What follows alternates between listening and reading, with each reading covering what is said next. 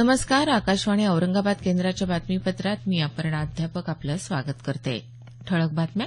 सर्वोच्च न्यायालयाचं कामकाज कागदरहित करण्याच्या प्रक्रियेचं काल पंतप्रधानांच्या हस्ते उद्घाटन. देशात उद्योजकता वाढवण्यास सूक्ष्म, लघु आणि मध्यम उद्योगांचा मोठा वाटा. मुख्यमंत्री. राष्ट्रवादी काँग्रेस पक्षाचे ज्येष्ठ नेते माजी मंत्री अर्जुन पवार यांचं निधन. मोसमी पाऊस 15 मेपर्यंत अंदमानात पोहोचण्याची शक्यता. नांदेड जिल्ह्यात वीज पडून 3 ठार. आणि तूर विक्रीच्या देयकाचा धनादेश काढण्यासाठी लाच मागणाऱ्या दोघांना परभणी इथं रंगेहाथ अटक. आता सविस्तर बातम्या.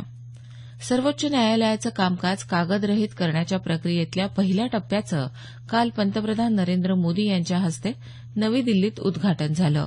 सर्वोच्च न्यायालयाची एकात्मिक खटले व्यवस्थापन प्रणाली न्यायालयाच्या संकेतस्थळाशी जोडून पंतप्रधानांनी या प्रक्रियेचा शुभारंभ केला. या प्रणालीमुळे न्यायालयाच्या कामकाजाची माहिती ऑनलाईन उपलब्ध होणार आहे.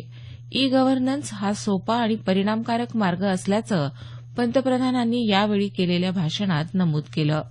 सरन्यायाधीश जे.एस. खेहर यांच्यासह अनेक मान्यवर यावेळी उपस्थित होते. ही प्रणाली सर्व 24 उच्च न्यायालयांमध्ये तसंच कनिष्ठ न्यायालयांमध्येही सुरू करण्याची इच्छा सरन्यायाधीशांनी व्यक्त केली. तिहेरी तलाकसह यासंबंधीच्या अनेक याचिकांवर आजपासून सर्वोच्च न्यायालयाच्या घटनापीठासमोर सुनावणी सुरू होणार आहे. सरन्यायाधीश न्यायमूर्ती जे.एस. खेहर यांच्या अध्यक्षतेखालील या घटनापीठात हिंदू, मुस्लिम, शीख, पारशी आणि ख्रिश्चन या 5 धर्मांचे 5 न्यायाधीश असतील. तिहेरी तलाक ही पद्धत असंवैधानिक आहे अशा आशयाच्या मुस्लिम महिलांनी दाखल केलेल्या 5 याचिका आणि अन्य 2 याचिकांची या घटनापीठासमोर सुनावणी होईल. राज्य सरकारनं ग्रामसुरक्षा दल कायदा मंजूर केला आहे. अवैध दारूमुळे ग्रामीण भागातली युवा पिढी व्यसनाधीन होत असल्याकडे लक्ष वेधत ज्येष्ठ सामाजिक कार्यकर्ते अण्णा हजारे यांनी अवैध दारू विक्रीला प्रतिबंध करण्यासाठी असा कायदा तातडीनं करावा अशी मागणी केली होती. त्यानुसार सरकारनं या कायद्याला मंजुरी देत राज्यातलं पहिलं ग्रामसुरक्षा दल अहमदनगर जिल्ह्यात राळेगण सिद्धी इथं स्थापन करण्याचा निर्णय घेतला आहे.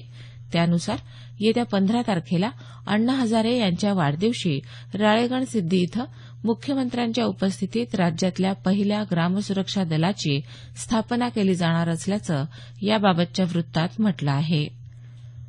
केंद्र सरकारच्या प्रधानमंत्री कृषी सिंचन योजनेअंतर्गत असलेली प्रति थेंब अधिक पीक ही सूक्ष्म सिंचन योजना राज्यातल्या सगळ्या जिल्ह्यांमध्ये राबवण्यात येणार आहे. सूक्ष्म सिंचन संच बसवण्यासाठी शेतकऱ्यांना नोंदणी करता यावी यासाठी ई ठिबक आज्ञावली या महिन्याच्या 1 तारखेपासून सुरू करण्यात आली असून येत्या 31 डिसेंबरपर्यंत यासाठी अर्ज करता येतील. या योजनेच्या माध्यमातून अल्प आणि अत्यल्प भूधारक शेतकऱ्यांना सूक्ष्म सिंचन संचासाठी 55% तर उर्वरित शेतकऱ्यांना 45% अनुदान देण्यात येईल. देशात उद्योजकता वाढवण्यास आणि आधुनिक तंत्रज्ञान विकसित करण्यात सूक्ष्म, लघु आणि मध्यम उद्योगांचा मोठा वाटा आहे असं मुख्यमंत्री देवेंद्र फडणवीस यांनी म्हटलं आहे. ते काल मुंबईत सूक्ष्म, लघु आणि मध्यम उद्योगांच्या तंत्रज्ञान केंद्राचं भूमिपूजन करताना बोलत होते. केंद्रीय सूक्ष्म, लघु आणि मध्यम उद्योग मंत्री कलराज मिश्रा, राज्याचे उद्योगमंत्री सुभाष देसाई यावेळी उपस्थित होते. या केंद्रात दरवर्षी 10,000 विद्यार्थ्यांना प्रशिक्षण देऊन त्यांना नोकरीची हमी दिली जाईल असं मुख्यमंत्र्यांनी यावेळी सांगितलं. राष्ट्रवादी काँग्रेस पक्षाचे ज्येष्ठ नेते आणि राज्याचे माजी मंत्री अर्जुन पवार यांचं काल हृदयविकारानं निधन झालं. ते 79 वर्षांचे होते. गेल्या काही दिवसांपासून त्यांच्यावर मुंबईत उपचार सुरू होते. उपचारादरम्यान काल त्यांचं निधन झालं. नाशिक जिल्ह्यातल्या कळवण मतदारसंघातून 9 वेळा विधानसभेवर निवडून गेलेले पवार यांनी आदिवासी भागात अनेक लोकोपयोगी कामं केली होती. आदिवासी विकास खात्याचं मंत्रिपद सांभाळताना त्यांनी अनेक उपयुक्त योजना राबवल्या होत्या. पवार यांच्या निधनाबद्दल मुख्यमंत्री देवेंद्र फडणवीस यांनी शोक व्यक्त केला असून आदिवासींच्या हितासाठी झटणारा नेता गमावला असल्याचं त्यांनी आपल्या शोकसंदेशात म्हटलं आहे. अभियांत्रिकी आणि औषध निर्माणशास्त्र अभ्यासक्रमासाठी प्रवेश पात्रता परीक्षा एमएचटी सीईटी आज होणार आहे.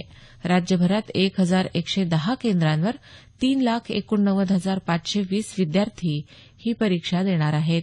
औरंगाबाद, लातूर, नांदेड, बीडसह सर्वच ठिकाणी ही परीक्षा सुरळीतपणे पार पडावी यादृष्टीनं प्रशासनानं पूर्ण तयारी केली आहे. प्रत्येक परीक्षा केंद्राच्या 100 मीटर अंतराच्या परिसरात प्रतिबंधात्मक आदेश लागू करण्यात आले आहेत. विद्यार्थ्यांना वैद्यकीय सुविधा तसंच पेयजलासह इतरही आवश्यक सुविधा उपलब्ध करून देण्यात आल्या आहेत. हे बातमीपत्र आकाशवाणीच्या औरंगाबाद केंद्रावरून प्रसारित केलं जात आहे. आमचं हे बातमीपत्र newsonair.com या संकेतस्थळावरही उपलब्ध आहे. देशात मोसमी पाऊस दाखल होण्यास अनुकूल वातावरण असून येत्या 15 मेपर्यंत मोसमी पाऊस अंदमान आणि निकोबारच्या दक्षिणेकडच्या भागात धडकेल असा अंदाज पुणे वेधशाळेनं वर्तवला आहे. दरम्यान मराठवाड्यात येत्या 2 दिवसात अवकाळी पावसाची शक्यताही हवामान खात्यानं वर्तवली आहे. मात्र या पावसामुळे वातावरणात फारसा फरक होणार नसल्याचं विभागानं म्हटलं आहे.